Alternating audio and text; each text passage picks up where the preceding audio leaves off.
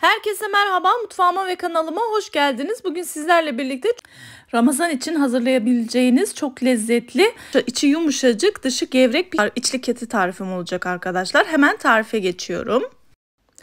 Öncelikle hamuru yoğurmakla başlıyoruz. Bunun için derin bir hamur yoğurma kabına tam 1 kilo unumu koydum ve küçük bir havuz oluşturdum. Üzerine yarım su bardağı ılıktan biraz sıcak su, 2 paket maya, 1 dolu yemek kaşığı toz şekeri koyduktan sonra bu şekilde bir 5 dakika bekleyerek ön mayalama işlemini gerçekleştiriyorum. Evet, gördüğünüz gibi mayam güzelce kabardı. Ön mayalama işlemim gerçekleşti. Bu aşamada 2 su bardağı dolusu ılıktan biraz sıcak süt ve geri kalan suyumu ilave ediyorum. 1 çay bardağı sıvı yağ, 2 yumurta sarısını üzeri için ayırıyoruz.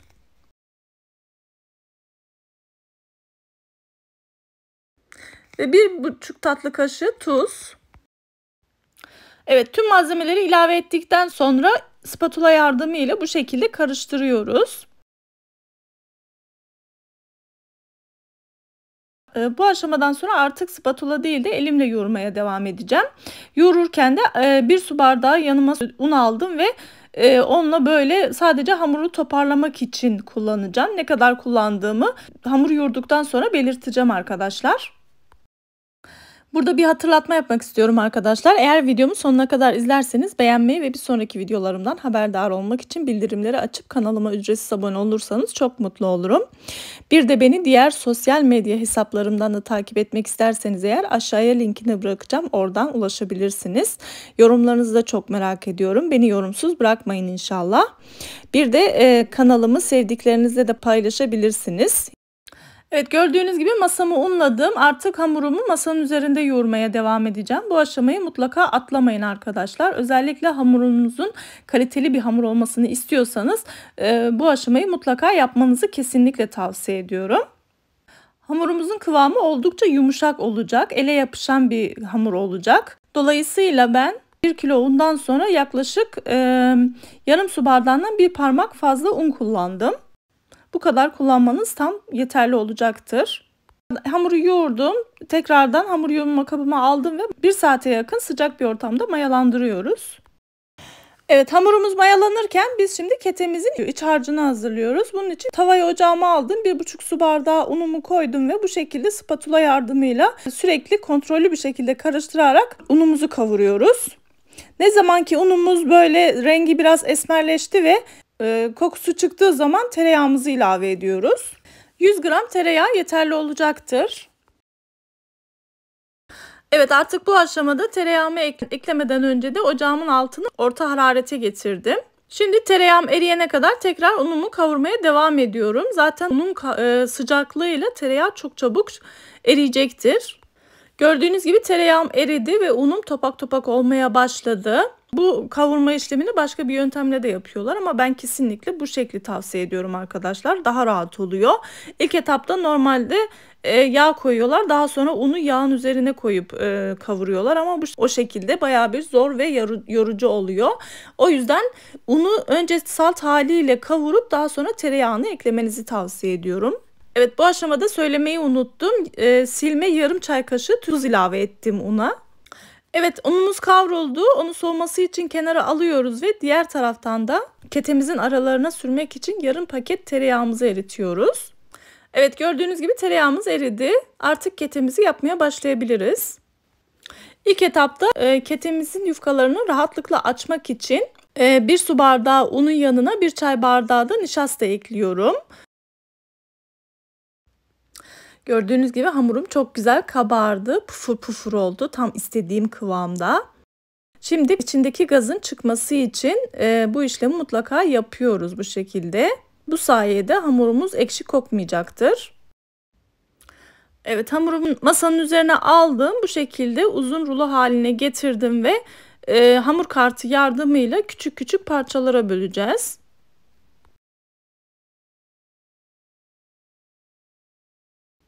Evet, böldüğümüz her parçayı eşit miktarda portakal büyüklüğünde bezeler oluşturuyoruz.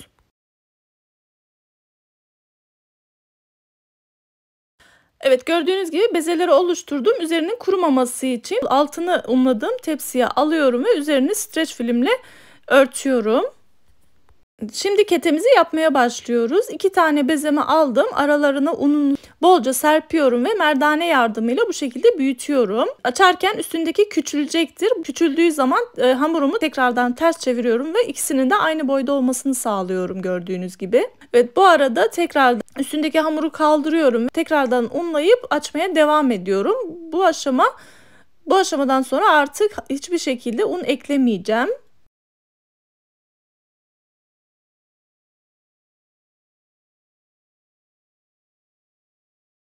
Gördüğünüz gibi bu boy büyüttükten sonra artık oklavadan yardım alıyorum ve kenarlarını elimle sadece ortaları her halükarda açılacaktır. Sadece kenarlarına bastırarak eşit oranda açılmasını sağlıyorum.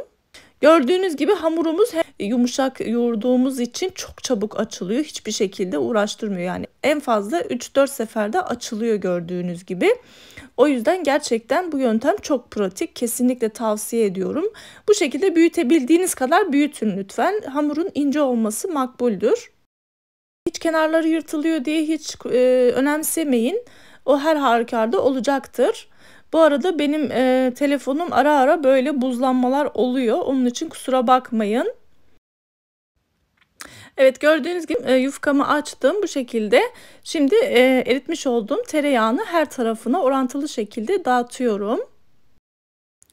Ben burada size 2 katlama tekniğini göstermek istiyorum arkadaşlar. Gerçekten ikisi de çok güzel oluyor. İlkini bu şekilde yufkamızı yağladıktan sonra gördüğünüz gibi kenarlardan çeke çeke ortaya doğru büzgüler oluşturuyorum. Bu sayede hamurumuz biraz daha esniyor. Evet, gördüğünüz gibi büzgüleri oluşturduktan sonra büzgü kısmına kavurmuş olduğum unumu yayıyorum. Daha sonra unların dökülmemesi için kenar kısımlarının üzerine kapatıyorum 2 taraflı olarak. Ve tekrar 2 taraflı olarak kendi ekseni etrafında çevirip birini diğerinin üzerine örtüyorum gördüğünüz gibi. Ve örttükten sonra da elimizle bu işlemi mutlaka yapalım, bastıralım iyice. Daha sonra fırın kağıdı sermiş olduğum tepsime yerleştiriyorum ve bir 20 dakika mayalandırmaya bırakıyorum. Evet, katlama şeklini, evet, şimdi ikinci katlama şekline geldik. Tekniğini göstermek istiyorum arkadaşlar. Aynı şekilde hamuru ikili olarak açtım bu şekilde. Daha sonra yağladım. Eşit miktarda yağını her tarafına yaydım. Bu aşamada kenarları kalın olabilir. Bunun için böyle asılarak açabilirsiniz. Çok rahat açılıyor. Evet, tekrar yufkamın üzerine yağladıktan sonra unumu yayıyorum. Bu sefer yufkayı tekrar oklavaya gevşek olarak sarıyorum ve ortaya doğru büzüyorum. Gördüğünüz gibi. Şimdi oklavadan çıkardım ve biraz esnetip böyle iki taraflı olarak katlıyorum. Ve uçları da birbirinin içine geçirerek bu şekilde bombe keteler oluşturuyorum. Evet arkadaşlar, gördüğünüz gibi ketelerimi yaptım. Bu şekilde oldu. Şimdi ketelerimin üzerine ayırmış olduğum yumurta sarılarını sürüyorum. Yumurta sarısını sürmeden önce rahatlıkla sürülebilmesi için 1-2 damla süt damlattım. Evet, şimdi ketelerimi 200 derece önceden ısıtmış olduğum fırına gönderiyorum ve altı üstü kızarana kadar pişiriyoruz. Evet arkadaşlar, gördüğünüz gibi ketem fırından çıktı. Gayet güzel kızardılar. Yumuşaklığına bakar mısınız?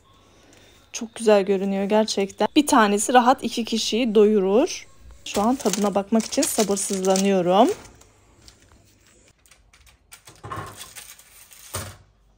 Evet arkadaşlar, gördüğünüz gibi ketelerim fırından çıktı.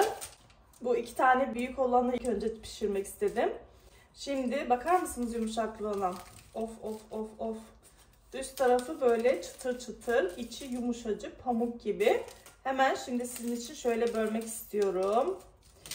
Unlu içli ketelerim böyle. Of. Bakın. Çok güzel. Gerçekten pamuk gibi. Bakar mısınız? Böyle kahvaltıda ekmek niyetine yiyebilirsiniz. Gerçekten çok güzel görünüyor. Şöyle hemen sizin için tadına bakacağım. Bismillahirrahmanirrahim. İnanın böyle pamuk pamuk. Gerçekten çok güzel. Harika bir şey oldu. Şuraya bakın. Tel tel ayrılıyor. Bakın. Tel tel. Tadı, tuzu, kıvamı o kadar güzel ki. Harika bir şey oldu. Ve çok da güzel, lezzetli oldu. Çayın yanında gerçekten çok güzel gider. Harika. Bakın. Evet, bu ketelerim de böyle oldu. Gördüğünüz gibi farklı bir şekilde yaptım. Ama gerçekten çok güzel ve böyle dışı çıtır çıtır, içi yumuşacık. Bakar mısınız? Of of, bu da çok güzel oldu. İkisinin de yapılış şeklini size göstermek istedim. Dilerseniz bir önceki yaptığımı yaparsınız. Dilerseniz bunu yaparsınız. Dediğim gibi bu da 2 kişiyi doyurur. Bakar mısınız? İçi çok güzel. Dışı böyle gevrek gevrek. İçi de yumuşacık, pamuk gibi. Bakın. Of of. Evet arkadaşlar, bugün de sizinle birlikte bu gördüğünüz içli kete tarifimi paylaştım. Her zamanki yaptığım keteden bir tık farklı oldu. Un kavurup koydum içine. Ama dediğim gibi unla da çok lezzetli oluyor. Böyle çayın yanında sanki helvayla birlikte yiyormuşsunuz gibi çok lezzetli bir şey oldu. Evet, bir sonraki yeni tariflerimde ve farklı tariflerimde görüşmek üzere. Allah'a emanet olun. Hoşça kalın.